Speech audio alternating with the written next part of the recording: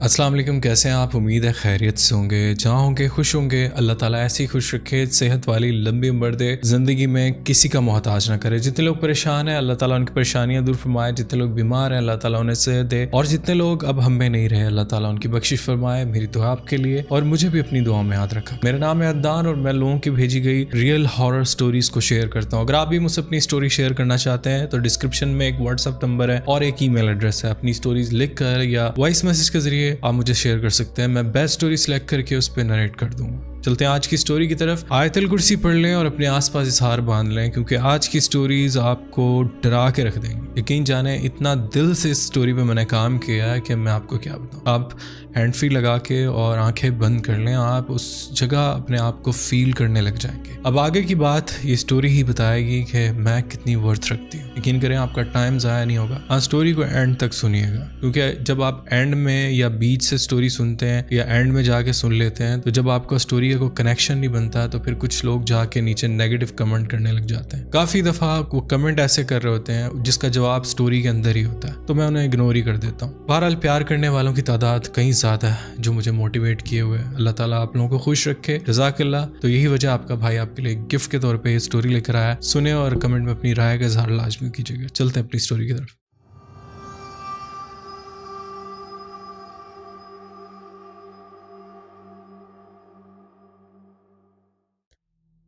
अस्सलाम वालेकुम अदनान, मेरा नाम भी अदनान है। मेरा ताल्लुक़ इस्लामाबाद से है और ये वाक़या तब का है जब मेरी नई नई शादी हुई थी। मेरे पास यारस है और मैं अपनी वाइफ के साथ अपनी गाड़ी में नॉर्थ साइड का ट्रिप करने निकल पड़ा। ये बात आज से तकरीबन 5 साल पुरानी है। मैं स्टोरी की ज़्यादा डिटेल नहीं दूंगा, बस सीधा मुद्दे पे आऊँगा। इस्लामाबाद से मरी से मुजफ्फराबाद से आगे का सफ़र कंटिन्यू था। मैं और मेरी वाइफ हम दोनों गाड़ी में थे। गाड़ी चलती रही और फिर हम लोग एक जगह पर स्टे करने के लिए रुके, जो कि उसी रास्ते पर था। आपको पता है कि वो ये जैसी होती है कि कोई दिन नहीं कोई रात नहीं। अब घूमने की नीयत से निकले हैं कि हमें वहाँ रात पड़ गई। कोई मसला नहीं, हमने सोचा कि वहाँ पहुँचकर होटल ले लेंगे और अगला दिन घूम फिर लेंगे। आज हम ड्राइव में ही टाइम गुजार देंगे। जब अच्छा हम सफ़र हो तो फिर घूमना फिरना क्या, आप एक लॉन्ग ड्राइव भी इंजॉय कर रहे होते हैं।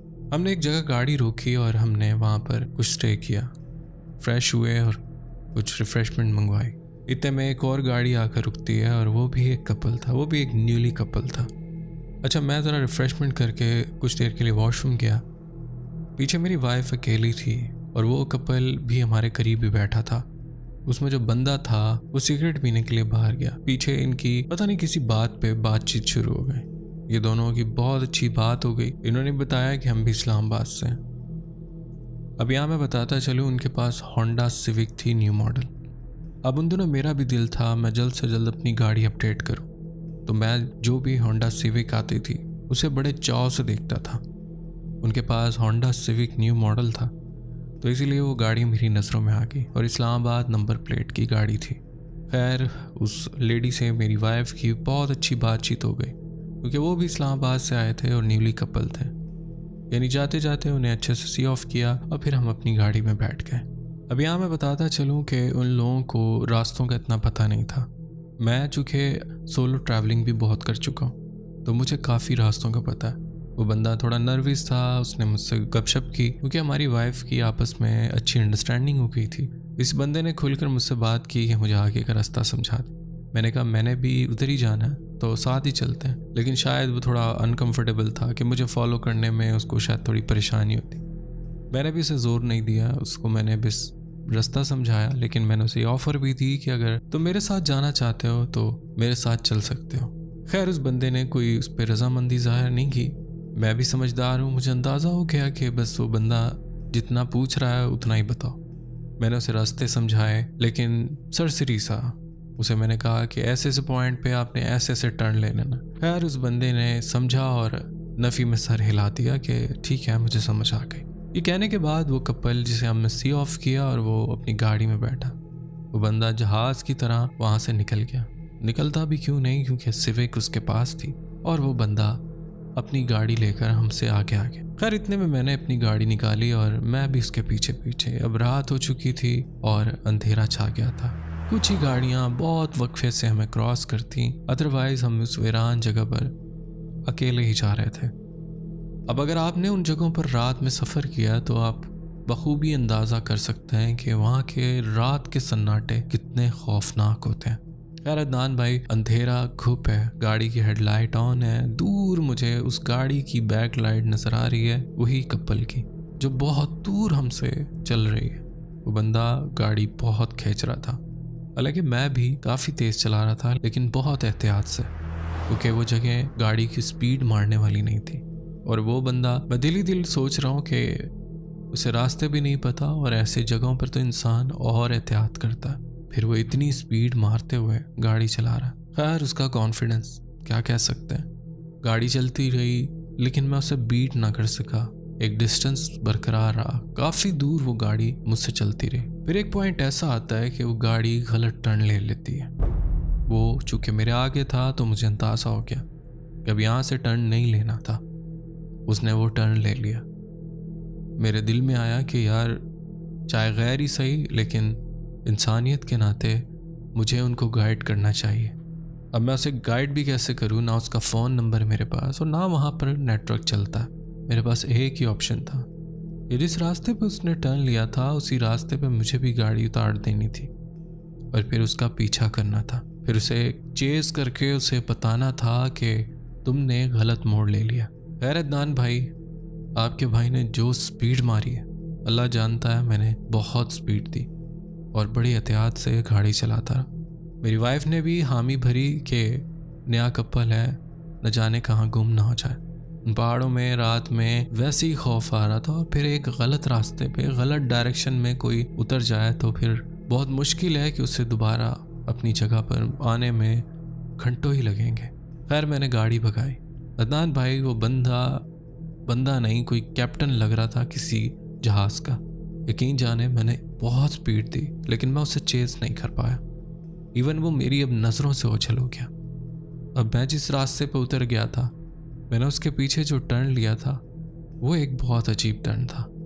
वो एक रोड था जो शायद लोकल्स के लिए था, जो आगे पीछे पहाड़ों में रहने वाले विलेज से कनेक्ट करता होगा।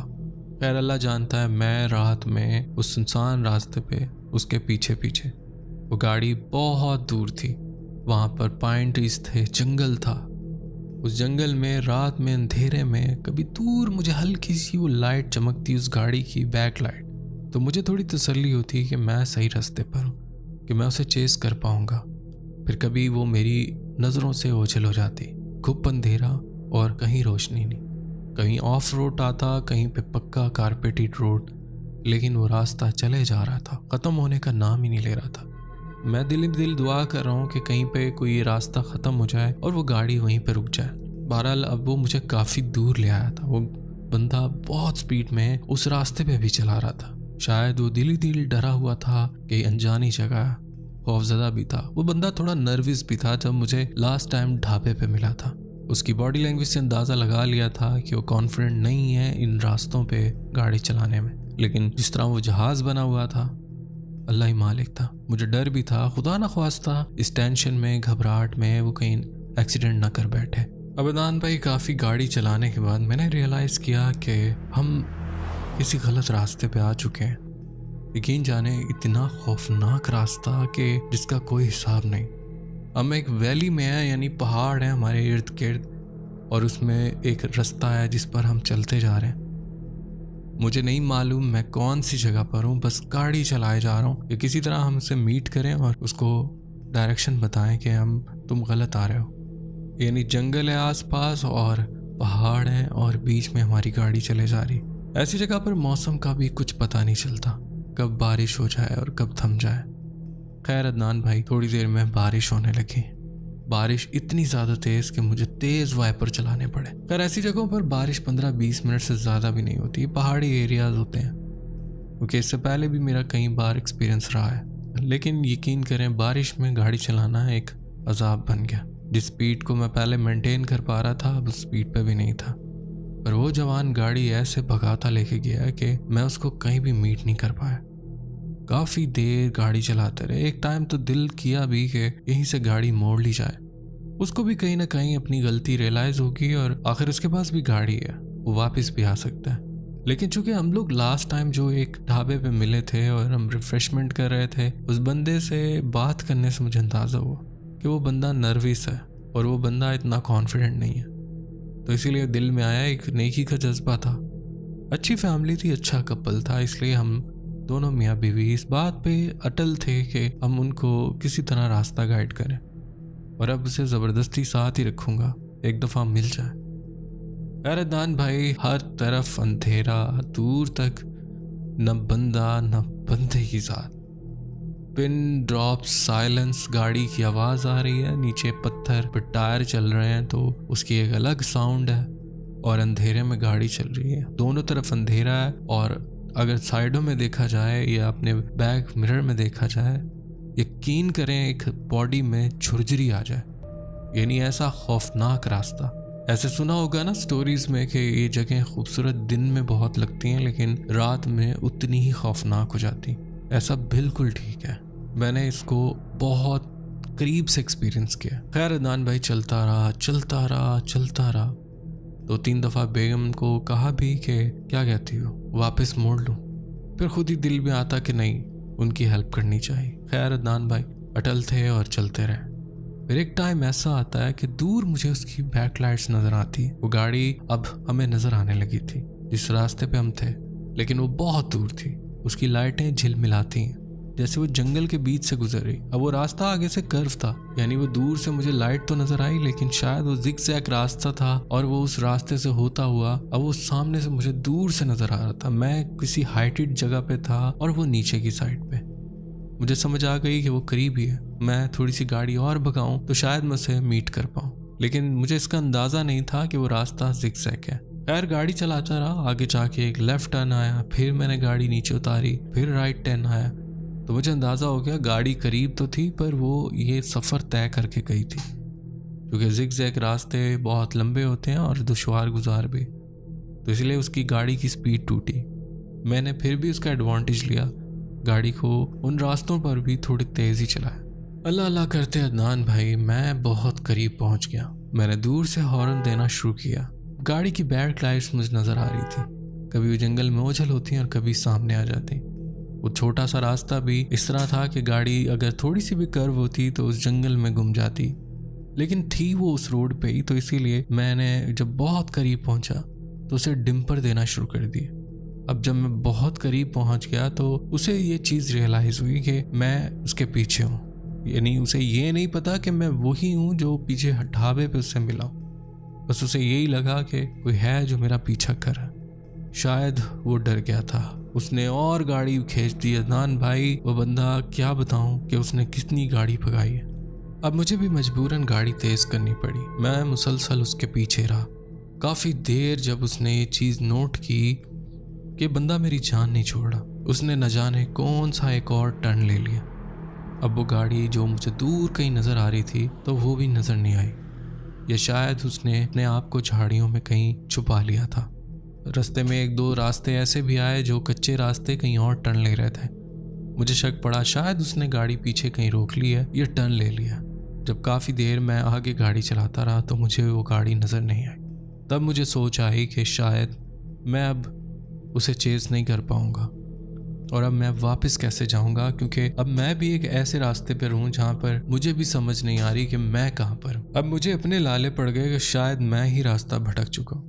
वो तो भटका ही है, चलो देर सवेर सही वो अपने रास्ते पे आ ही जाएगा जब उसे इस चीज़ का अंदाज़ा होगा। लेकिन मैं चूँकि अब खो चुका था, इसी के लिए नेकी करते हुए अब मैं अपनी तकलीफ़ में आ गया था। खैर अदनान भाई मैंने सोचा कि अब मैं यहाँ से टर्न ले लूँ, पर मैंने कहा चलो थोड़ा सा और आगे देख लिया जाए। 2-3 किलोमीटर जब मैं और आगे चलाता रहा तो मुझे एक फिर से बैक लाइट नज़र आई जो अब एक जगह पर स्टिल थी। अब यहाँ अदनान भाई बताने की बात यह है कि अब हालात वो नहीं थे, हालात चेंज हो चुके थे। मेरे वाइफ के चेहरे पर भी संजीदगी जाहिर थी, उसके भी चेहरे के एक्सप्रेशन चेंज हो चुके थे। हालात ऐसे थे कि उसे भी शायद अब डर लग रहा था। अब मेरी भी हालत ख़राब थी। जब इतनी देर गाड़ी चलाने के बाद आपको कहीं पर कोई इंसान कोई जानवर नज़र भी ना आए और ऐसी जगह जहाँ पर आपको वैसे ही खौफ आए और गाड़ी चले जा रही है, दोनों तरफ देखकर आपके जिस्म में झुर्री आए, आपकी हड्डियां सुनसुना जाएं कि तब आपको खौफ का असल अंदाज़ा होता है, जो मुझे हो रहा था। दिल में ऐसी सोच आती है, खुदा न ख्वास्ता ऐसी जगह पर गाड़ी ख़राब हो जाए या कोई हादसा हो जाए तो यहाँ तो कोई पूछने भी नहीं आएगा। और आप जानते हैं कि कश्मीर कोहाला ब्रिज क्रॉस करने के बाद, यानी मरी क्रॉस करते ही जब कोहाला क्रॉस करते हैं, उसके बाद पाकिस्तानी कोई भी नेटवर्क काम नहीं करता। उस जगह पर हमारे फ़ोन का कोई नेटवर्क नहीं। कोई इमरजेंसी हो, कोई प्रॉब्लम हो तो हम किसी को कैसे कॉल करें, किसको कैसे अपनी हेल्प के लिए बुलाएंगे। अब ऐसी सोचों ने दिमाग में डेरा जमा लिया। अब उसकी नेकी का जज्बा तो अलग साइड पे हो गया। खैर दूर से हमें उस गाड़ी की 2 बैकलाइट्स नजर आई जो चमक रही, और अंदाज़ा ये हो रहा था कि अब वो गाड़ी रुक चुकी है, अब वो चल नहीं रही है, क्योंकि जैसे जैसे हम उसके करीब जा रहे थे उसकी लाइट और ज़्यादा थिक होती जा रही थी, यानी हम आहिस्ता आहिस्ता उसके करीब हो रहे थे। जब हम उसके बहुत करीब पहुंच गए, मैंने गाड़ी उस गाड़ी के थोड़ा पीछे लगाई। मैंने देखा उस गाड़ी का एक टायर पंचर था जो पीछे वाला था, और वो गाड़ी वहाँ पर खड़ी हुई थी। मैं अपनी गाड़ी से उतरा और जब मैं उस गाड़ी में गया हूँ देखने, तो वहाँ पर वो कपल गाड़ी से गायब था। उफ, एक तो वैसे ही इतनी खौफनाक जगह और फिर ये कपल गाड़ी से गायब, ये कुछ अजीब था। मेरा दिल और परेशान हो गया उनके लिए। हालांकि इससे पहले मैं उस बंदे को बहुत बुरा भला कह रहा था दिल ही दिल में। मैं उसकी हेल्प के लिए भाग रहा हूँ और वो शख्स गाड़ी तेज चला रहा है। ऐसा तो होना ही था, क्योंकि वो एक पथरीली जगह थी। उसका टायर पंचर नहीं, शायद फट चुका था किसी चटियल पत्थर से टकराने के बाद। पर हैरत की बात यह थी कि वो कपल गाड़ी से गायब था। वो न जाने कहाँ चले गए थे। मैंने उधर उधर देखा पर मुझे कहीं कोई आसार नजर नहीं आया। मैं गाड़ी में आकर बैठ गया। अपनी बेगम को बताया गाड़ी तो मौजूद है पर वो कपल गायब है। बेगम भी परेशान हो गई, न जाने इनके साथ ऐसा क्या हुआ कि वो गाड़ी में क्यों नहीं है। ठीक है गाड़ी पंचर है, लेकिन गाड़ी से गायब क्यों है, ये और खौफनाक बात थी। अदनान भाई कुछ देर खामोश रहने के बाद, कुछ सोचने के बाद मैंने कहा कि बेगम थोड़ी हिम्मत करो, मैं उन्हें ढूंढने जाता हूँ। क्योंकि आसपास जंगल था अदनान भाई, न जाने उनके साथ ऐसा क्या हुआ था। कहीं ना कहीं दिल के एक हिस्से में इंसानियत और उनके लिए हमदर्दी थी। जिस तरह वो हमें मिले थे, जिस तरह की मुलाकात हुई थी, बहुत अच्छा कपल था। तो मैंने कहा बेगम मुझे उनकी हेल्प करनी चाहिए, और न जाने वो किस मुसीबत में, अगर कहीं जाते तो कोई एक उतर कर जाता, दोनों मियाँ बीवी कहाँ चले गए, ये कुछ अजीब है। और वो भी किसी की बेटी है, वो बंदा भी किसी का बेटा है। खुदा न ख्वास्ता उनके साथ कोई हादसा हो गया तो सारी जिंदगी अपने आप को माफ नहीं कर सकेंगे। बेगम कुछ देर खामोश रही, क्योंकि बाहर के माहौल का जब जायजा लें तो अदनान भाई दिल यही करे कि बस किसी तरह निकले यहाँ से। खैर काफी देर बेगम भी सोचती रही और कहा कि नहीं कुछ देर बैठते हैं, उनका इंतजार करते हैं। हो सकता है कि उस बंदी को या बंदे को वॉशरूम आ गया, हो सकता है बंदी को आ गया और बंदा उसके साथ गया, तो कुछ देर वेट करते हैं, हो सकता है ये लोग आ जाएं और फिर इनसे बात करते हैं। आप यकीन करें हम 10-15 मिनट बैठे रहे पर कोई नहीं आया, और हमें वहाँ खौफ भी आ रहा था। गाड़ी मैंने स्टार्ट रखी कि खुदा न खास्ता कोई इमरजेंसी होती है तो हमें गाड़ी निकालने में आसानी हो। लेकिन जो पंचर टायर था उससे अंदाज़ा ये हो रहा था कि वो जानबूझ के नहीं रुके, मजबूरन रुकना पड़ा, तो इसीलिए वो किसी प्रॉब्लम में ना फंस गया। या हो सकता है वो गाड़ी से उतर के इधर उधर कोई जगह ढूंढने गए हों कि कहीं पर रुकने का कोई बंदोबस्त बन जाए, और शायद उन्हें ये अंदाज़ा हो चुका था कि वो किसी गलत रास्ते पे। अदनान भाई बहुत सोचो विचार के बाद, बेगम से मशवरा करने के बाद मैंने ये तय किया कि मैं उन्हें ढूंढने चाहता हूँ। बेगम से कहा कि तुम गाड़ी में बैठो और ड्राइविंग सीट पर आकर बैठ जाओ। आपको बताता चलूँ मेरी वाइफ को भी ड्राइव आती थी। मैंने कहा खुदा न ख्वास्ता कोई इमरजेंसी होती है तुम गाड़ी स्टार्ट रखना और हमें निकलने में आसानी होगी, हम अपनी तरफ से तसल्ली कर लें, बाकी अल्लाह मालिक है। गाड़ी का नंबर हमने नोट कर लिया। खुदा न ख्वास्ता अगर वो हमें नहीं मिलता है तो जाकर हम किसी को इत्तला तो दे सकते हैं कि ऐसे ऐसे नंबर की गाड़ी है और ऐसे ऐसे वो कपल गाड़ी से गायब है। लेकिन पहले चूंकि हम बहुत करीब हैं, हो सकता है कोई फ़ौरन से हम हेल्प कर दें तो वो किसी मुसीबत से बच सके। खैर अदनान भाई अब मैंने हिम्मत की और बेगम से कहा कि बस तुम बैठो, और बेगम की रजामंदी के बाद मैं गाड़ी से बाहर निकला। मैंने अपने फ़ोन की टॉर्च ऑन की, बेगम को कहा गाड़ी को लॉक कर लो। गाड़ी स्टार्ट थी लेकिन हेडलाइट्स और सारी लाइट्स ऑफ रखी हुई थी, इवन केबिन की लाइट भी ऑफ रखी हुई, ताकि तुम्हें बाहर का अंदाज़ा रहे और खुदा न खास्ता किसी इमरजेंसी में गाड़ी स्टार्ट हो तुम फ़ौरन से गाड़ी लेकर मुझे बिठाओ और निकलो। खैर मैं गाड़ी से निकला और मैंने बेगम को कहा कि तुम बस कुल और आयतल कुर्सी पढ़ती रहो। गाड़ी से निकलने के बाद मैंने इधर उधर का जायज़ा लिया कि वो कपल कहाँ जा सकता है। मेरी बेगम ने मुझे एक हिंट दिया था कि उस बंदी को हो सकता है वॉशरूम आया, क्योंकि एक साथ कपल का जाना यही मकसद हो सकता था। तो मैंने ये सोचा कि अगर मुझे ऐसी सिचुएशन में इधर उधर जाना पड़े तो मैं कौन सी जगह जा सकता हूँ। कुछ देर सोचने के बाद उस गाड़ी के लेफ्ट साइड पे जो जंगल था, दान भाई यकीन करो क्या खौफनाक जंगल, चींगरों की जो आवाज़ थी जो जंगल में आती है वो और पुरस्रार बना रही थी। इतना घना और इतना डार्क फॉरेस्ट कि मेरे मोबाइल की टॉर्च पर इतना ही काम कर रही है कि जहाँ वो पड़ रही है वही जगह रोशन कर रही है।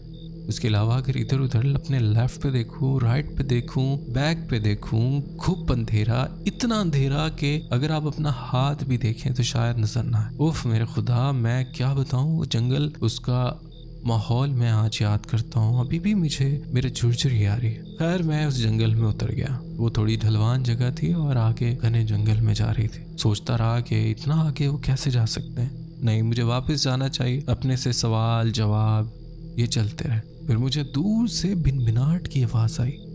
अब यहाँ स्टोरी सुनने वाली है। दोस्तों स्टोरी में आगे बढ़ने से पहले मैं आपका थोड़ा सा स्टोरी का मज़ा ख़राब करूँगा। अगर आपको ये स्टोरी पसंद आ रही है तो चैनल को अगर आपने सब्सक्राइब नहीं किया हुआ तो ये चैनल सब्सक्राइब कर दें, क्योंकि मैं ऐसी स्टोरीज़ आपके लिए लाता रहूँगा और लाता रहता हूँ। क्योंकि जब आप चैनल को सब्सक्राइब करते हैं और वीडियो को लाइक करते हैं तो आपके भाई की मोटिवेशन लेवल कोई डबल हो जाता है और अच्छा दिल करता है काम करने को। उम्मीद है आप लाजमी सपोर्ट करेंगे। बढ़ते हैं स्टोरी की तरफ। अब यहाँ स्टोरी सुनने वाली है कि मुझे उस जंगल से भिनभिनाहट की आवाज़ आ रही। अजदनान भाई वो ऐसी भिनभिनाहट थी जैसे कोई 15 से 20 लोग एक साथ कुछ एक टोन में कुछ भिनभिना रहे हैं। वो एक ख़ास टोन में भिनभिना रहे हैं। अब क्या भिनभिना रहे हैं कुछ समझ नहीं आ रही। वो आवाज़ मुझे दूर से आ रही थी। या मैं स्टोरी को थोड़ा सा पीछे लेके जाता हूँ। बेगम को गाड़ी से उतरने से पहले मैंने एक इंस्ट्रक्शन पास की थी। मैंने ये कहा था कि अगर खुदा न खास्ता कोई इमरजेंसी होती है तुम्हारे साथ, कोई मसला होता है तो तुमने क्या करना है, तुमने गाड़ी का मुसलसल हॉर्न देते रहना है। अल्लाह ना करे ऐसी कोई सिचुएशन हो, लेकिन चूंकि ये जगह ऐसी वीरान थी, कुछ भी अल्लाह ना करे कुछ हो सकता था। माना कि मैंने अपनी वाइफ को रिस्क में डाला, लेकिन वो एक कपल था, उसकी भी टेंशन खाए जा रही थी। उसकी जगह मेरा कोई भाई होता, मेरी कोई बहन होती तो भी मुझे इसी तरह उसकी मदद के लिए जाना पड़ता। तो मैंने उसे अपना भाई बहन की तरह ही देखा। खैर मेरे बेगम को ये एक इमरजेंसी सिचुएशन बताई थी कि अल्लाह ना करे ऐसी सिचुएशन में तुमने गाड़ी को हॉर्न देना है जिससे मुझे अंदाज़ा हो जाएगा कि तुम्हारे साथ कोई मसला है, ताकि मैं फ़ौरन से तुम तक पहुंचूं। अब मैं उस जंगल में आगे बढ़ता चला जा रहा हूँ। गाड़ी का पीछे से हॉर्न नहीं बजा तो मीन्स कि मैं नॉर्मल हूँ, मैं जितना सर्च कर सकता हूँ उनको कर सकता हूँ। अब अतान भाई मुझे दूर से वही भिनभिनाहट महसूस हो रही थी। अब मैं आपको कैसे बताऊं कि वो भिनभिनाहट कैसी थी। जैसे बहुत सारे लोग बैठकर कुछ पढ़ रहे हों और कुछ टोन में पढ़ रहे हों। उनकी एक टोन अजीब सी थी, जो एक साथ वो एक लफ्ज़ अदा करते थे और उसको पूरा करने के लिए वो एक दूसरी टोन में जाके उसे ख़त्म करते थे। बड़ी सस्पिशियस सी साउंड थी जो मुझे दूर कहीं से आ रही थी। मतलब अगर हवा मेरी डायरेक्शन में होती तो मुझे आवाज़ आती और जैसे ही आवाज़ चेंज होती वो आवाज़ गायब हो जाती, यानी कि मुझसे बहुत दूर थी। अब मैं उसे फॉलो करने लगा। मैंने कहा कि वो आवाज़ किस तरफ से आ रही। मैंने पहले खामोश होके खड़े होके, ताकि मेरे कदमों का भी साउंड पैदा ना हो और मैं उसे सही से जज कर पाऊँ। मैंने उसे गौर करना शुरू किया। वो आवाज़ एक डायरेक्शन से आ रही थी। मैंने अपनी डायरेक्शन सेट की और उस आवाज़ की सिमत चलने लगा। कभी कभी वो मुझे उलझाती कि शायद वो आवाज़ दूसरी साइड से आ रही, लेकिन मैं अपनी जगह सही था कि मैं बिल्कुल सही डायरेक्शन में जा रहा हूँ। मैं चलता रहा, उस आवाज़ को फॉलो करता रहा। अब जैसे जैसे मैं करीब जा रहा था वो आवाज़ मेरे बहुत करीब होती चली जाती। मुझे कुछ समझ नहीं आ रही कि वो आवाज़ कैसी है और कौन है, ये कोई इंसान है या क्या कर रहे हैं, कुछ समझ नहीं आ रही। बस साउंड आ रहा है इस वीरानियत में, इस जगह पर जहाँ पर कोई इंसान आदम किसी का कोई नामो निशान। खैर मैंने सोचा वहाँ शायद कोई है और शायद ये कपल भी उसी तरफ गया, क्योंकि आसपास ढूंढने में मुझे कहीं पे वो नहीं मिले। ये तो तय था कि वो वॉशरूम के लिए तो नहीं गए थे। मुझे लगा शायद उनके पास गाड़ी में स्पेस स्टपनी नहीं थी और वो अब आगे नहीं बढ़ पा रहे थे, तो वो इधर उधर शायद भटक रहे हों। अब मैं उन्हें ऊंची आवाज़ देना चाह रहा था, लेकिन ये जो भिनभिनाहट की आवाज़ थी इसके खौफ से मैं अब उन्हें ऊंची आवाज़ नहीं दे पा रहा था। मैं खामोश ही रहा और उस आवाज़ का पीछा करने लगा। दान भाई जंगल में चलते चलते मैंने कभी भी रात में ऐसे जंगल में नहीं चला जितना मैं उस जंगल में चला था, और मेरे रोंगटे खड़े हो रहे थे। पीछे मुझे अपनी वाइफ की टेंशन थी जो अकेली इस वीरान जगह पर अपनी गाड़ी में खामोशी से बैठी थी। मैंने उसे कहा था बस तुम दुआएं कलमे जो तुम्हें आता है तुम पढ़ती रहो, बाकी अल्लाह के भरोसे। मैं चलता चलता अब उस जंगल के बिल्कुल बीचों बीच एक ऐसी जगह पहुंच आया जहाँ पर मुझे कोई राहदारी सी फील हुई, जैसे एक रास्ता है जो उस जंगल के अंदर कहीं पर जा रहा है। मैं उस रास्ते को फॉलो करने लगा। वो रास्ता ऐसा था तो घनी झाड़ियों से ही बना हुआ, लेकिन ऐसा लग रहा था इस रास्ते से पहले कोई गुजर चुका है। मैं उस पे चलता रहा और अब मेरी सिमत भी उसी आवाज़ की डायरेक्शन में थी जो अब मुझे पहले से ज़्यादा आ रही थी। वो आवाज़ एकदम लाउड होती और फिर एकदम हल्की हो जाती, लेकिन वो एक टोन में थी। जैसे नान भाई स्कूल में जब हम बचपन में असेंबली में कौमी तराना पढ़ा करते थे, बिल्कुल उससे अंदाज़ा कर लें। ये शायद कहीं ना कहीं कुछ ना कुछ मैच कर रहा है मेरी स्टोरी से कि आप उस कौमी तराने की मिसाल ले लें जब बहुत सारे बच्चे मिल के कौमी तराना पढ़ते हैं और कहीं पे लय ऊंची जाती है और कहीं लो चली जाती है, लेकिन वो बच्चों की आवाज़ अगर दूर से भी आप कहीं सुनते हो तो पता चलता है कि स्कूल में कोई कौमी तराना हो। लेकिन ये आवाज़ कुछ ऐसी थी जैसे कोई नाग में भिनभिना रहा है और बहुत सारे लोग हैं। यार अदनान भाई, यहाँ पे मैं क्या बताऊँ, मेरे तो जिस्म के रोंगटे खड़े हो, यानी डर इतना था कि मैं क्या बताऊँ। अब नया कपल है, बीवी के आगे भी बहादुर बनना था कि मुझे कुछ अचीवमेंट करनी थी और कुछ मुझे उनके लिए भी हमदर्दी थी, यानी कि मैं फुली कॉन्फिडेंट था कि मैं उनकी कुछ हेल्प कर सकूं। खैर मैं चलता रहा और फिर बिलाखिर मुझे दूर एक 4 दीवारी दिखाई दी। वो एक हट टाइप का था जो बहुत बड़ा हट था और लकड़ी का बना हुआ था। उसके अंदर से मुझे वो आवाज़ आती, उफ अदनान, जैसे काफ़ी लोग एकदम से भारी आवाज़ में और नाक मेरे से कुछ भिनभिनाते हैं और फिर वो आवाज़ लो हो जाती। अब आप यहाँ अंदाज़ा कर लें वो किस तरह की आवाज़ होगी। अब मुझे उस हट से हल्की सी रोशनी दिखाई दे रही, यानी मान लें जैसे आप उसमें पूरे हट में एक कैंडल जला दें, उसकी कितनी रोशनी होगी। उस पूरे हट में इतनी रोशनी थी जैसे कोई एक कैंडल जल रही हो, लेकिन इस अंधेरे में, इस खूब अंधेरे में उसने उस हट को इतना रोशन किया हुआ था कि दूर से मैं उसे भांप पाया कि वहाँ कोई हट है। इस चीज़ को इमेजिन करें, सिचुएशन को समझें, तभी स्टोरी समझ पाएंगे। मतलब मैं अब चल रहा हूँ, मुझे जंगल के अंदर, मैं पाइन ट्रीज के बीच में, हाइट से देखा जाए तो मैं कहीं पर नजर ना आऊँ, यानी कि दरख्त ही दरख्त हो, ऐसा जंगल। और वो दूर मुझे हट दिखाई देता है जो जंगल के उन तनों के बीच में दूर से मुझे हल्का सा दिखाई देता है। मैं समझ चुका था कि मैं बहुत करीब हूँ, ये जो भी आवाज़ें आ रही शायद मेरी तरह वो भी भटकते हुए इस जगह पहुँचे हों, पर वहाँ कुछ अजीब था।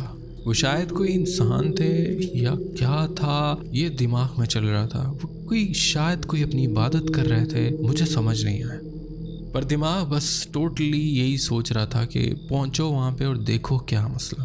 खैर अदनान, दुबकते दुबकते मैं उस हट के जब बहुत करीब पहुंचा तो मैंने अपने आप को कुछ हद तक छुपा लिया दरख्तों के तनों से।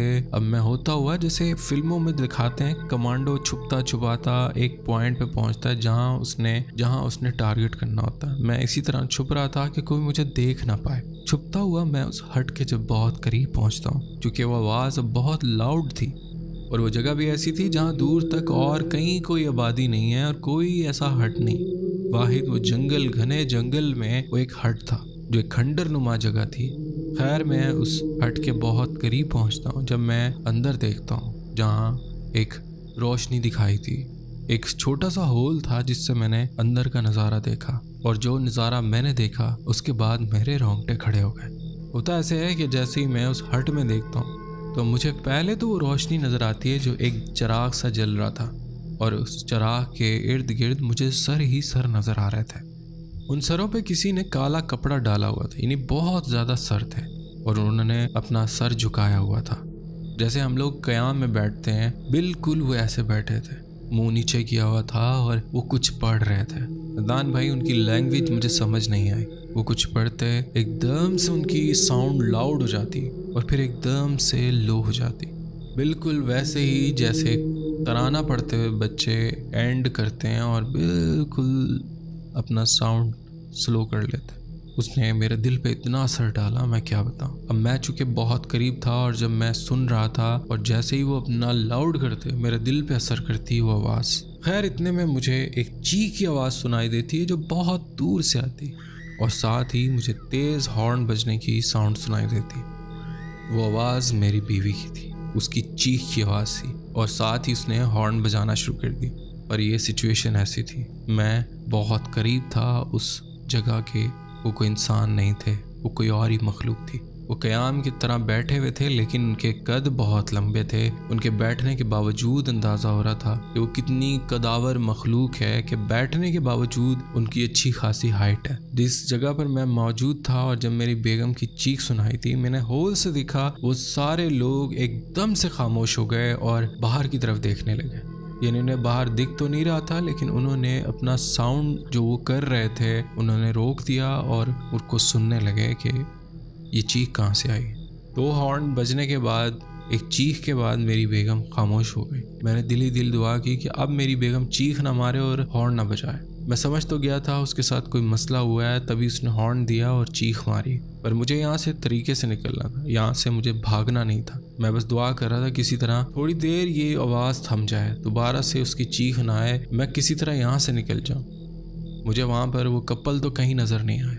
फिर मैंने उल्टे पाँव वहाँ से चलना शुरू किया और वैसे ही पेड़ों की आड़ में मैं वापसी की तरफ चला। मैं भी वहाँ से निकला ही था, मुझे दोबारा से चीख सुनाई दी और दोबारा से हॉर्न बजने की आवाज़ सुनाई दी। अब हॉर्न मुसलसल बज रहा था। अदनान भाई, ऐसी खौफनाक जगह पर जब आपको ऐसी मखलूक दिखाई दे जाए जो पता नहीं किस मामले में मसरूफ़ थी और फिर ऐसी खामोशी में आपको चीखों की आवाज़ जो आपके अपने किसी प्यारे की है और साथ में हॉर्न बजने की जो सन्नाटे को और खौफनाक बना दे, ये सब मिलजुल के दिमाग को फाड़ रहे थे और डर की वो कैफियत मैं बता नहीं सकता। मैं भागता रहा। मैंने कहा अब देखी जाए। मैंने किसी के लिए अपनी बेगम को भी मुसीबत में डाल दी, यहाँ लेने के देने ना पड़ जाए। मैंने वहां से भागना शुरू किया कि मुझे पीछे से ऐसे लगने लगा कि कोई बहुत बड़े बड़े कदम लेता हुआ और बहुत ज्यादा कदम मेरे पीछे भाग रहे हैं। मैं तेज भागता रहा।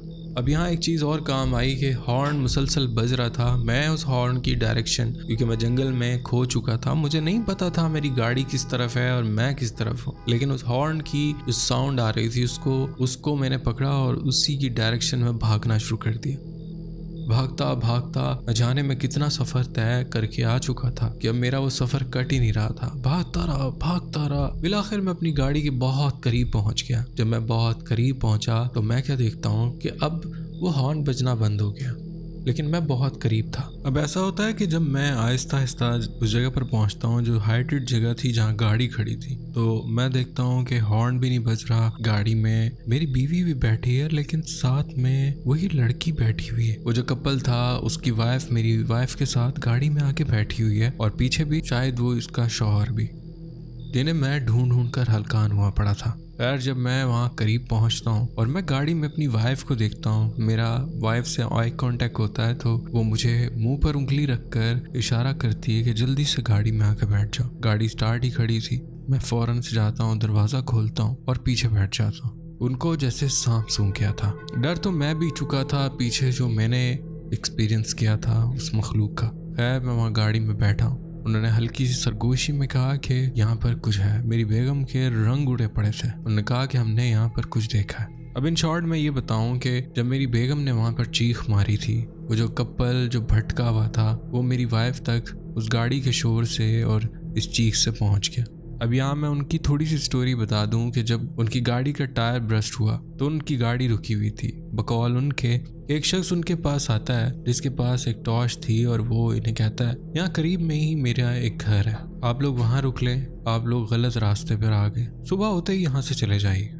ये लोग गाड़ी से उतरे, उसे फॉलो करने लगे। बकौल इनके कि वो एक आम इंसान के रूप में था। ये उसे फॉलो करने लगे। वो आगे आगे था, ये पीछे पीछे। जिस सिमत गाड़ी का मुंह था उसी रोड पर वो आगे चलने लगा। काफी आगे जाने के बाद जब पीछे से मेरी वाइफ की चीख सुनाई दी, गाड़ी का हॉर्न सुनाई दिया, इन्होंने पीछे मुड़कर देखा तो जब आगे उस शख्स को देखा तो आगे से वो गायब था। ये और डर गए और वापसी उस गाड़ी की तरफ दौड़ लगा दी जहाँ इनकी अपनी गाड़ी खड़ी थी और साथ में मेरी गाड़ी खड़ी थी। यहाँ मेरी वाइफ को गाड़ी के बाहर कोई खड़ा हुआ दिखा था। मेरी वाइफ ने उसे देखा जो एक आम इंसान नहीं था। ये जो स्टोरी मैं बीच में सुना रहा हूँ उस कपल की और अपनी वाइफ की, फिलहाल हमें उस चीज़ की होश नहीं थी। ये मुझे इन्होंने बाद में बताई। खैर, उनकी शक्लें बता रही थी कि ये डर चुके हैं, इन्होंने भी किसी पैरानॉर्मल चीज़ का इनकाउंटर किया और अब हम खामोशी से सिचुएशन देख रहे हैं। ऐसे वो बैठे हुए थे जैसे इधर उधर देख रहे थे कि कोई और इन्हें दिखाई न दे जाए, यानी डर का वो आलम के ना पूछे। खामोश बैठे रहे और फिर उनकी गाड़ी का मसला हल करना था, क्योंकि उस कपल को भी यहाँ से निकलना था। मैंने कहा एक काम करो, गाड़ी को यहीं लॉक करो और ये बात मैं सरगोशियों में कर और हमारे साथ चलो, सुबह देखी जाएगी, सुबह आ जाना किसी तरह, बेगम को कहीं छोड़कर आके गाड़ी ले जा। वो बंदा कहता है नहीं, मुझे गाड़ी लेकर जानी है, मेरी गाड़ी की डिग्गी में स्टेपनी पड़ी हुई है और सिर्फ चेंज करनी है। अगर तुम मेरी हेल्प करो तो ये पॉसिबल है कि हम जल्द से जल्द स्टेपनी चेंज करें और उसके बाद मैं अपनी गाड़ी में, तुम अपनी गाड़ी। न जाने यहाँ कहाँ हमें होटल मिले, हमें वापस वहीं जाना पड़ेगा। ये स्टोरी मैं बहुत शॉर्ट करके बता रहा हूँ। खैर, तय ये पाता है कि अब ऐसी सिचुएशन में टायर भी चेंज करना, यानी स्टेपनी उसकी पुरानी निकालनी और उसे नई लगानी। हमने कहा कि तुम दोनों लेडीज़ गाड़ी में बैठी रहो, गाड़ी को लॉक कर लो और हम हिम्मत करते हैं हम जाकर इसके स्टेपनी चेंज कर दें। हम दोनों गाड़ी से उतरे और वो दोनों डरी हुई, उन्होंने गाड़ी के शेड लगा लिए, खौफ के मारे बुरी हालत थी। मेरी बेगम की तो कुछ ज़्यादा ही, उसने कुछ देख लिया था। पहले वो हमें मना करते रहे, लेकिन उसके बाद हमने उन्हें तसल्ली दी, टेंशन की बात नहीं है, टेंशन न लो, अल्लाह खैर करेगा। ये मखलूक़ात इतनी पावरफुल नहीं होती, लेकिन जब हम डरते हैं तो ये हम पर ज़्यादा हावी होती।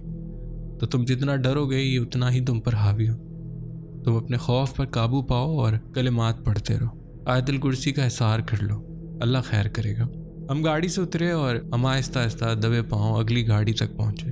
अदनान भाई, इससे पहले हम गाड़ी से उतर के मैं जंगल में उस जगह पर चला गया था, शायद इतना खौफ नहीं आया, लेकिन अब जो सिचुएशन थी ये चेंज हो चुकी थी, बिल्कुल डिफरेंट थी। उस कपल के उस शख्स को दिखना और गायब हो जाना, मेरी बेगम को कोई चीज़ दिखना, गायब हो जाना, और मेरे साथ उस जंगल में काफ़ी लोगों का एक साउंड सुनाई देना। ना जाने कौन सी मखलूक थी और क्या इबादत कर रही थी, क्या मामलात में मगन थी, मैं नहीं जानता। लेकिन ये सब के बाद दिमाग सिर्फ खौफ में ही मुब्तला था, दिल तेज से धड़क रहा था। तेज़ी से गए, पैनिक में जल्दी भी कर रहे थे, लेकिन काम डिले हो रहा था। खैर, हमने जल्दी से उसकी स्टेपनी निकाली, पुरानी स्टेपनी खोली और बस ये फिट कर रहे थे। ये शॉर्ट में बता रहा हूँ, ये समझ लो जैसे घंटे गुजर रहे हैं, इतना हमें टाइम फील हो रहा था उस टाइम। खैर, हम स्टेपनी चेंज कर रहे थे तो फिर से हमें आहट सुनाई देती है और ऐसा लगता है बहुत से लोग हमें देख रहे हैं। या मुझे गुस्सा आने लगा, क्योंकि मैं बिला वजह एक सिचुएशन में फंस गया था। मैंने जोर से ऊंची आवाज में खड़े होकर कहा, हम यहाँ पर आपको तंग करने नहीं आए, हम रास्ता भटक गए।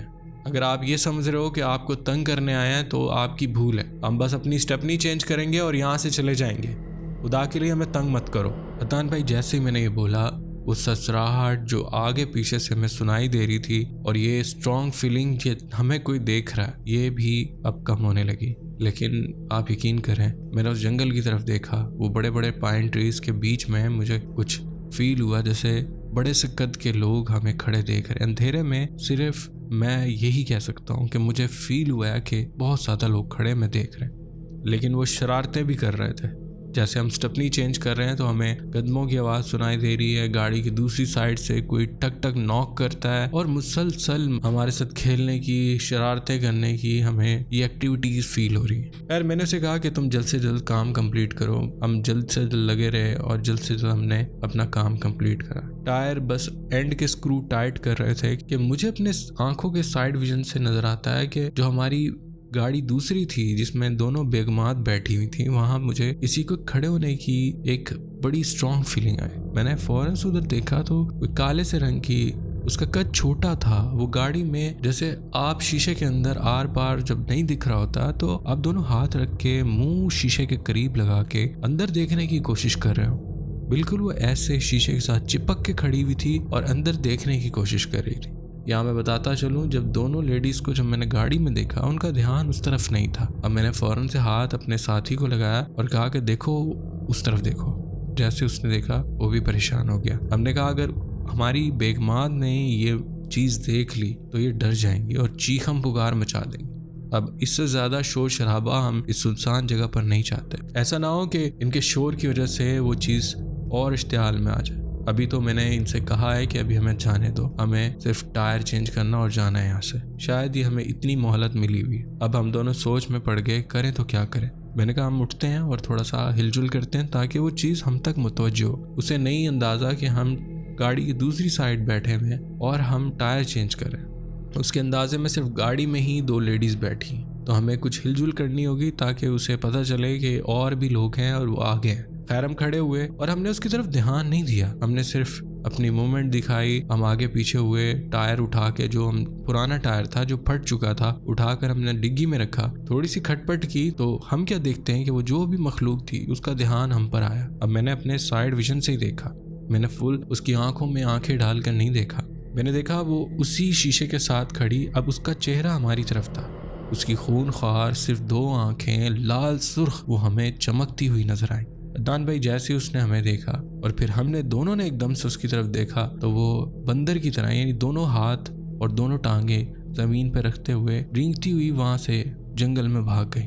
हम इसका टायर भी फिट कर चुके थे और फिर उसके बाद उस बंदे ने फटाफट गाड़ी को टर्न लिया और मैं भागता हुआ अपनी गाड़ी में आया। उसकी बेगम उतरी, वो अपनी गाड़ी में गई, मैंने फौरन से गाड़ी घुमाई। अब हम दोनों जुड़कर चलने लगे। मैंने कहा तुम अब मेरे पीछे पीछे रहना, तुम ऑलरेडी बहुत तेज़ रफ्तारी से आगे निकले थे और तुम्हारी वजह से ही हम इस मुसीबत में फंसे।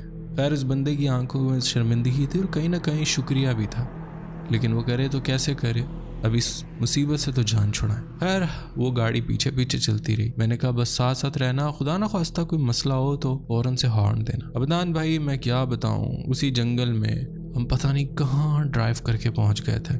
जो रास्ता वापसी में ख़त्म होने का नाम ही नहीं ले रहा था। वो जो टर्न उसने लिया था, मुझे उस टर्न तक किसी तरह पहुंचना था। रास्ते में कोई इंसान नज़र नहीं आया, ना आते हुए न जाते हुए। आप बिलीव करें, चलती गाड़ी में ऐसे लगता है जैसे कोई थम से कोई मुक्का मारता है, कोई भारी से बड़े से हाथ से। कभी लगता है कोई छेड़छाड़ कर रहा है, कभी लगता है कोई हमारे साथ साथ भाग रहा है। ओ मेरे खुदा अदनान, मैंने जैसे कि बताया कि अगर दोनों तरफ देखो अंधेरे में तो झुरझुरी आ जाए, और उस जंगल में हमें उतरना पड़ गया। और ऐसी सिचुएशन में फिर मुसलसल हमारे साथ एक्टिविटीज। खैर एक हद तक वो चलता रहा, हमने गाड़ी नहीं रोकी। मैंने उसे कह दिया था कि कुछ भी हो, सिवाय इसके कि तुम्हारे साथ कोई इमरजेंसी हो जाए, तुम्हारी गाड़ी खराब हो जाए तो ही गाड़ी रोकना, वरना तुमने गाड़ी नहीं रोकनी, चाहे कोई भी मसला हो। और मुसलसल पढ़ते रहो। पीछे वो विर्द कर रहे थे और आगे मेरी बीवी और मैं मुसलसल पढ़ते चले आ रहे थे। फिर अल्लाह अल्लाह करते हम एक ऐसी जगह पर पहुंच गए जहाँ पर अब हमारे साथ एक्टिविटीज़ नहीं हो रही थी। हम अब उस टर्न तक तो नहीं पहुंचे थे, लेकिन हम उस जगह से काफ़ी आगे आ गए थे, लेकिन अब वो एक्टिविटीज़ थम चुकी थी। खैर अदनान भाई बाकी का सफ़र भी हमने कैसे किया हम जानते हैं। फिर बिलाखिर हम उस पॉइंट पर पहुंचे जहाँ से उस बेवकूफ़ आदमी ने गलत टर्न लिया था। और फिर उसके बाद मैंने अपना असल सफ़र शुरू किया, जहाँ मैंने कितने घंटे ज़ाया किए। यहाँ से असल सफ़र शुरू था। उस बंदे ने मुझे फॉलो किया और हमने जहाँ पर करीब में हमें कहीं होटल मिला, हमने वहाँ गाड़ी रोकी और उस कपल ने और हमने अलग अलग रूम ले लिया। रात हमने कैसे भी गुजारी और आगे के ट्रिप के लिए वो कपल तैयार नहीं था। हमने तो कैसे भी अपने दिल को चेंज कर लिया, लेकिन डर तो हमारे अंदर भी था। उस कपल ने कहा नहीं, अब हम वापस जाना चाहते। उन्होंने अगला दिन आराम किया और वापसी का सफ़र इख्तियार किया। हमारा चूँकि 10 दिन का ट्रिप था, हमने खूब इंजॉय किया, घूमे फिरे। दिन में वहाँ की खूबसूरती देख के हमारे दिमाग में वो चीज़ें आना बंद हो गई, लेकिन आज भी हमें एक एक जगह, एक एक चीज़ लफ्ज़ बाय लफ्ज़ याद है, क्योंकि ये ज़िंदगी का खौफनाक वाक़या था जो अब भी हम याद करते हैं तो हम बुरी तरह डर जाते हैं। उम्मीद है आप अपने चैनल पर लाजमी शेयर करेंगे। बहुत शुक्रिया, आपने स्टोरी शेयर की। बढ़ते हैं एक और स्टोरी की तरफ।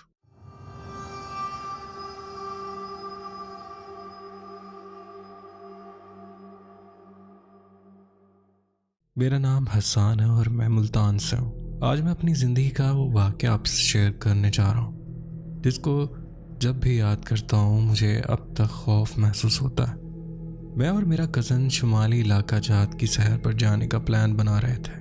अगले दिन हमें मुल्तान से रवाना होना था। तकरीबन सुबह 6 बजे हम निकले और इस्लामाबाद तक का हमारा सफ़र नहायत पुरसुकून रहा। आधा रास्ता मैंने ड्राइव किया और आधा मेरे कज़न ने, ताकि हम दोनों थोड़ा सा आराम भी कर सकें और सफ़र भी बगैर रुके किए जा सके। इसके बाद हमें मरी की तरफ जाना था। रास्ते में एक पेट्रोल पंप पर हमने गाड़ी का टैंक फुल करवाया और अपने लिए रिफ़्रेशमेंट भी ले ली। फिर हमने मरी का सफ़र मुकम्मल किया और वहाँ जाकर एक होटल में कमरा बुक करवाया। जो ही हम कमरे में दाखिल हुए, मेरा कज़न फ़ौरन सो गया क्योंकि वो ज़्यादातर रास्ता ड्राइव करता रहा था। काफ़ी थका हुआ था। मैंने जाकर खुद को फ्रेश किया और सोने की कोशिश की, लेकिन न जाने क्यों मुझे नींद बिल्कुल भी नहीं आ रही थी। मैं टेरेस पे गया जहाँ से माल रोड और पहाड़ों का दिलकश मंजर नज़र आ रहा था। वो मंजर वाकई बहुत खूबसूरत था। मैं उन नज़ारों में खोया हुआ था कि अचानक ऊपर वाली मंजिल से कुछ आवाज़ें आने लगी। ये आवाज़ें कुछ अजीब सी सरगोशियों की मानंद थी, जिनकी कोई बात समझ नहीं आ रही थी। हमारे अलावा वहाँ 3 और फैमिलीज भी ठहरी हुई थी, इसलिए मैंने सोचा शायद उन्हीं में से कोई बात कर रहा होगा। मगर जैसे जैसे वक्त गुजरता गया, उन आवाज़ों से मुझे खौफ महसूस होने लगा। ये आवाज़ें आम इंसान की बातों जैसी नहीं थी। मैंने फैसला किया कि जाकर देखूं ऊपर कौन है, क्योंकि ऊपर वाले फ्लोर पर रेस्टोरेंट भी था। लेकिन जब मैं ऊपर पहुंचा तो वहाँ कोई मौजूद नहीं था, हत्ता कि रोशनी भी बंद थी। ये मंजर देखकर मेरे पैरों तले ज़मीन निकल गई। अगर वहाँ कोई नहीं था तो फिर ये आवाज़ कहाँ से आ रही थी? अदनान भाई, मेरे जहन में तरह तरह के सवाल गर्दिश करने लगे। इतने में अचानक नीचे वाली मंजिल से ज़ोर ज़ोर से हंसने की आवाज़ें आने लगी। मैं घबराहट में फ़ौरन नीचे भागा, लेकिन वहाँ भी कुछ नहीं था। मैं वापस अपने कमरे में आ गया। यकीन करें, इतनी ठंड में भी मेरा जिस्म पसीने से भीग गया था। खैर, जैसे तैसे करके मैं सो गया। सुबह उठने के बाद मैंने अपने कज़न को कुछ भी नहीं बताया, क्योंकि वो वैसे ही कुछ वहमी सा है। अगले दिन मैंने मरी की तमाम स्याही जगह घूमी। दिन की खूबसूरती ने मेरा खौफ कम कर दिया और मैं रात वाला वाक़या भूलने की कोशिश करने लगा। शाम के 5 बजे हमने नारान का खान सफ़र शुरू किया। वैसे तो नारान मरी से तकरीबन 180 किलोमीटर के फासले पर है, मगर पहाड़ी चढ़ाइयों की वजह से ये सफ़र काफ़ी तवील हो जाता है। रात के वक्त हम एक पहाड़ी पर चढ़ाई कर रहे थे कि अचानक गाड़ी के ब्रेक फेल हो गए।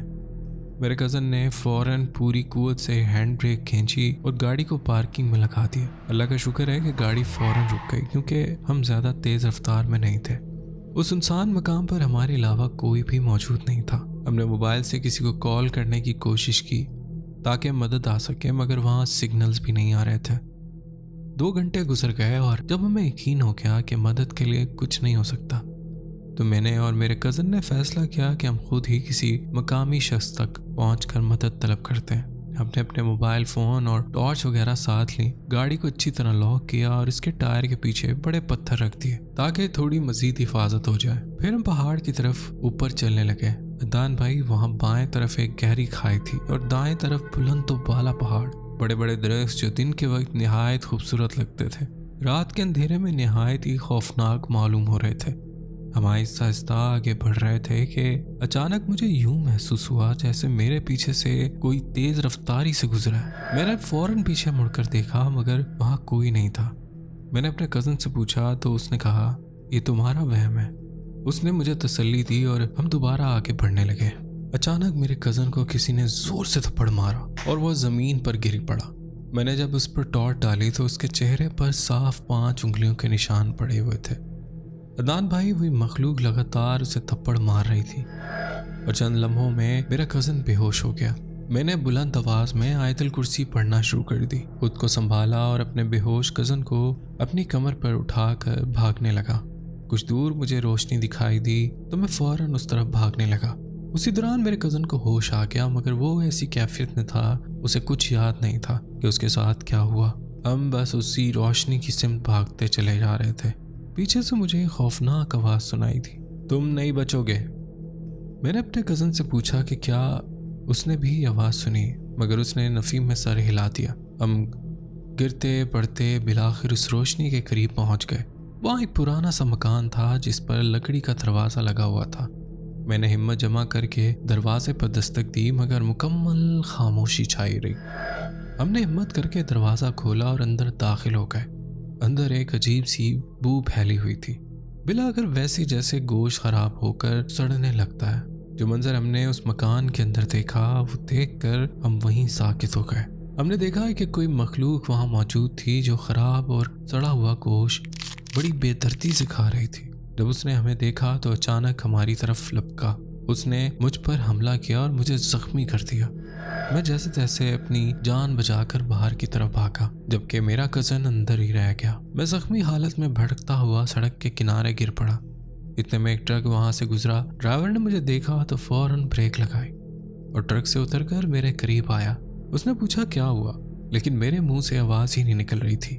मैंने सिर्फ उस सिमत इशारा किया जहां मेरा कज़न फंसा हुआ था। वो फौरन उस तरफ भागा और जब मेरा कज़न वापस लाया तो वो बेहोश था और ज़ख्मी हालत में था और बाएं टांग पर दांतों के निशान वासिया थे। उस ट्रक ड्राइवर पर अल्लाह की रहमत हो, अल्लाह उसे लंबी उम्र अता फरमाए। उसने फ़ौरन ट्रक घुमाया और हमें अपने साथ बिठा लिया। मुझे नहीं याद कि मैं कब बेहोश हो गया। जब मैं सुबह बेदार हुआ तो खुद को एक घर में पाया। मेरा कज़न भी वहीं पे मेरे साथ सो रहा था। वो घर किसी मकामी शख्स का था जो हमें ट्रक पर साथ लाया था। वहाँ मौजूद सब लोग हमारे जागने का इंतज़ार कर रहे थे। जब मैंने उन्हें सारा वाक़या सुनाया तो सब हैरत में डूब गए। ये वाक़या हमारे साथ बसान रोड पर पेश आया था। बाद अज़ां वो लोग हमें मरी वापस ले गए और हमारी गाड़ी भी ठीक करवा दी। मरी में हमारी फैमिली को इत्तला दी गई और वो हमें लेने आ गए। अल्लाह का शुक्र है हम दोनों महफूज रहे और जिंदा सलामत अपने प्यारों तक पहुंच गए। तो ये थी मेरी कहानी अदनान भाई। बराए करम इसे ज़रूर अपने व्यूअर से शेयर करिएगा। अल्लाह पाक सबको अपनी हिफाजत में रखे, आमीन। बहुत शुक्रिया आपने अपनी स्टोरी शेयर की। दोस्तों उम्मीद करता हूँ आज की स्टोरीज आपको पसंद आई होंगी। स्टोरीज पसंद आई हों वीडियो को लाइक करना ना भूलिएगा। चैनल को सब्सक्राइब लाजमी कर लें अगर नहीं किया हुआ था, क्योंकि मैं ऐसी स्टोरीज आपके लिए लाता रहूँगा। और ये 2 स्टोरीज अगर नहीं सुनी तो जाकर लाजमी सुनिएगा, मुझे खुद बहुत अच्छी लगी, आपको भी अच्छी लगेगी। अपना ख्याल रखिएगा। अल्लाह हाफिज़।